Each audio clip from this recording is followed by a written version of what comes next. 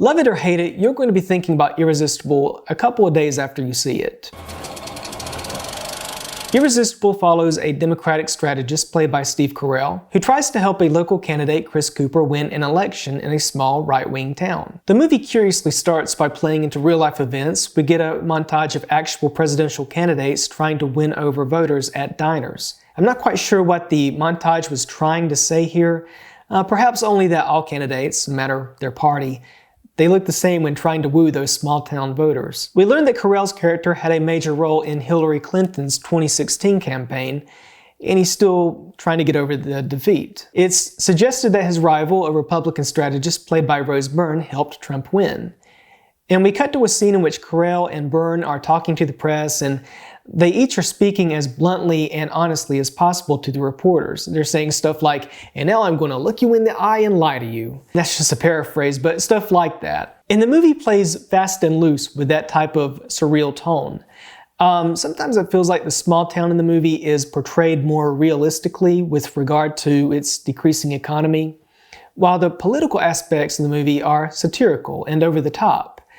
And it's not a bad idea. I can see that contrast working, but at times the tones clash. We're constantly told this election is taking place in a little middle-of-nowhere population 5,000 town, but all of the major networks are covering this election. CNN, Fox News, MSNBC. Top political strategists are helping its mayoral candidates.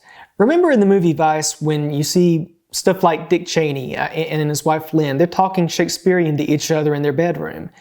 You know that's satirical. But in Irresistible, there's this constant thought of, wait, are we supposed to believe that's happening or could happen, or are they exaggerating? Is it just part of the comedy? It's not always clear. I will say as far as humor goes, there's a running gag involving a character named Dot that it made me laugh a couple of times. The humor's all right. Carell, solid as always. Thankfully, he isn't quite playing a political version of Michael Scott. You know his character, Gary Zimmer, is good at what he does. But Zimmer is in over his head being a big shot strategist in a Mayberry town. Rose Byrne, also a delight here as the opposing Republican strategist. Her character here is kind of, confident and doesn't care about anything, sort of. And it's a role she's played before and can do in her sleep, but you could throw that same critique toward Carell, who once again playing someone out of their element. Whatever the case here, the real star is Chris Cooper as Jack Hastings.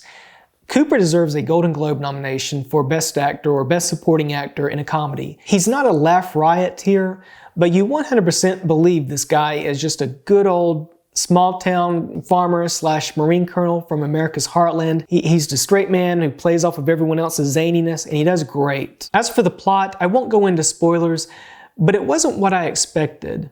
I will say that from the get-go, certain things seemed a little odd to me. This grizzled, set in his ways Marine colonel, Carell's strategist, he basically says, hey, you're a Democrat, and you may not know it, but you're a Democrat, and you should run as a Democrat mayor. Cooper's character just kind of goes with it. He's like, well, if you'll run the campaign, sure. And then you notice other things, like how Cooper entered the spotlight through an impassioned speech, yet he stinks at public speaking any other time.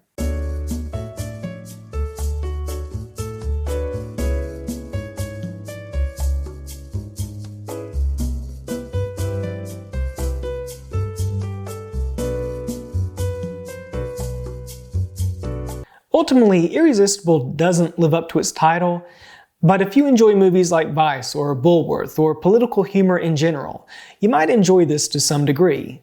I'll give Irresistible 2.5 out of 4 stars. Having seen Jon Stewart on The Daily Show, I still think he has a political masterpiece in him. Maybe he just needs to team up with someone like, Aaron Sorkin.